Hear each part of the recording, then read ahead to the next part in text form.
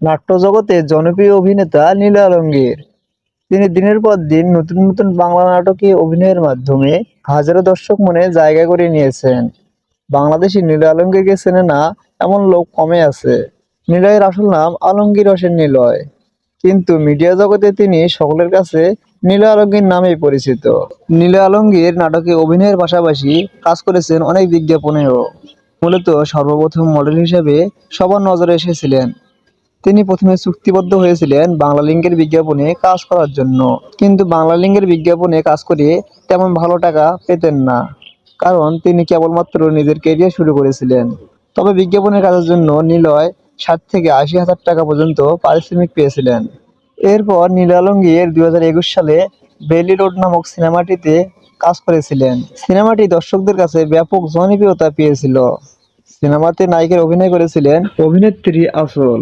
বেলি রোড নামক সিনেমাটিতে অভিনয় করে নিলয় পারিশ্রমিক হিসেবে পেয়েছিলেন 6 লক্ষ টাকা।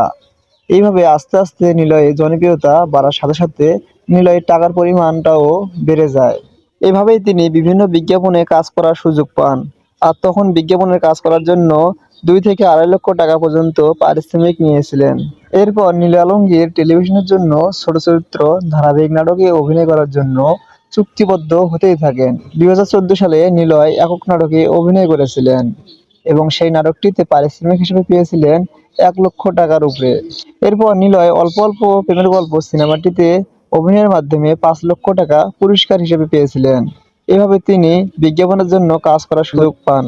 এরপর নীল আলমগীর 2018 সাল থেকে ধারাবাহিক নাটকগুলোতে প্রতিনিয়ত কাজ করে চলছেন। তিনি এক একটি নাটকের পারিশ্রমিক হিসেবে নিয়ে থাকেন 1 থেকে 2 লক্ষ টাকা পর্যন্ত। তবে পারিশ্রমিকটা সবসময় একরকম থাকে না, তা বিভিন্ন সময় বিভিন্ন রকম হয়ে থাকে। পারিশ্রমিকের ব্যাপারটা নির্ভর করে নাটকের প্রযোজক ও পরিচালকের উপর। তবে বর্তমানে নিলয়ের পারিশ্রমিকটা আগের তুলনায় অনেকটা বেড়ে গেছে। এছাড়াও নিলয়ের নিজস্ব একটি প্রযোজনা প্রতিষ্ঠান রয়েছে। ওই প্রতিষ্ঠান থেকে নিলয় প্রতি মাসে 3 থেকে 5 লক্ষ টাকা পর্যন্ত আয় করে থাকেন। নিলয়ের নিজস্ব একটি ইউটিউব চ্যানেল রয়েছে, যার সাবস্ক্রাইবার রয়েছে একাধিক পরিমাণ। নিলয় ওই চ্যানেল থেকে 1 থেকে 1.5 লক্ষ টাকা আয় করে থাকেন মাসে। তবে সবকিছু মিলিয়ে নিলয় মাসে 6 থেকে 7 লক্ষ টাকা আয় করে থাকেন। নিলয় আলমগীরের নিজস্ব একটি বাড়ি রয়েছে, বাড়িটির মূল্য 3.5 কোটি টাকা এবং নিলয়ের নিজস্ব একটি গাড়ি রয়েছে, গাড়িটির বর্তমান বাজার মূল্য 30 লক্ষ টাকা। নীল আলমগীরের মোট সম্পত্তির পরিমাণ প্রায় 8 কোটি টাকার মতো। নীল আলমগীর বাংলাদেশের একজন ধনী অভিনেতা। তিনি সবসময় অসহায় মানুষের পাশে থেকে অসহায় মানুষকে সহযোগিতা করে থাকেন। তো ভিউয়ার্স, নীল আলমগীরের নাটক আপনাদের কাছে কেমন লাগে কমেন্ট করে জানাবেন, এবং নীল আলমগীরের সব ধরনের তথ্য সবার আগে পেতে আপনারা আমাদের এই চ্যানেলটি সাবস্ক্রাইব করে সাথেই থাকুন। ধন্যবাদ।